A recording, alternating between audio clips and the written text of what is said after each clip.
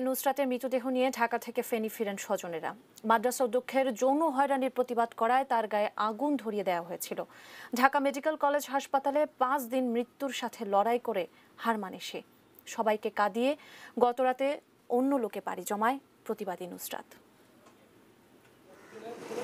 ফেনীর সোনাগাজী উপজেলার আবু মুসা দম্পতির 4 সন্তানের মধ্যে একমাত্র মেয়ে নুসরাত জাহান রাফি। কিন্তু এত অল্প বয়সেই আগুন নৃশংসতার শিকার হয়ে পৃথিবীর মায়া ছেড়ে যাওয়ার কথা ছিল কি তার? লাশ কাটা ঘরে যখন নুসরাতের ময়নাতদন্ত চলছে, তখন বাইরে শোকাতুর বাবা ভাই ও স্বজনদের অপেক্ষা। ময়নাতদন্ত শেষে কখন নিথর নুসরাতকে নিয়ে বাড়ি ফিরবেন, এমন শেষ যাত্রা কখনো চাননি তারা। সুষ্ঠু এবং ন্যায় বিচার কামনা করতেছি প্রশাসনের মাধ্যমে। ময়নাতদন্ত শেষে চিকিৎসকরা জানিয়েছেন, আগুনে শ্বাসনালী ও ফুসফুস মারাত্মক ক্ষতিগ্রস্ত হওয়ার কারণে মৃত্যু হয়েছে নুসরাতের। এক্সটেন্সিভ বার্ন ওনার ছিল এবং সেই বার্নের কনসিকুয়েন্সেই আসলে উনি মারা গিয়েছেন। আমরা ডিএনএ নমুনা সংগ্রহ করেছি। গায়ে আগুন ধরিয়ে দেওয়ার পৈশাচিক ঘটনা নিয়ে সমালোচনার ঝড় ওঠে দেশ জুড়ে।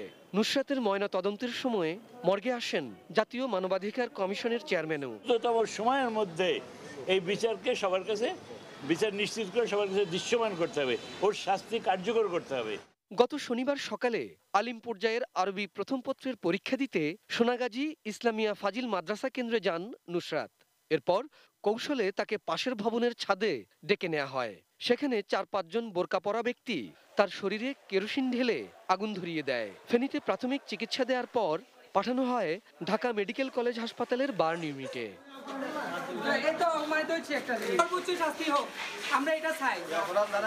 গত 27 মার্চ সোনাগাজী ইসলামিয়া সিনিয়র ফাজিল মাদ্রাসার অধ্যক্ষ সিরাজউদ্দৌলার বিরুদ্ধে যৌন নিপীড়নের অভিযোগে মামলা করেছিলেন নুসরাতের মা।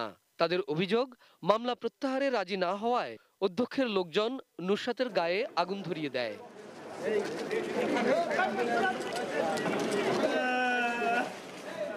একে আজাদ, এটিএন নিউজ, ঢাকা।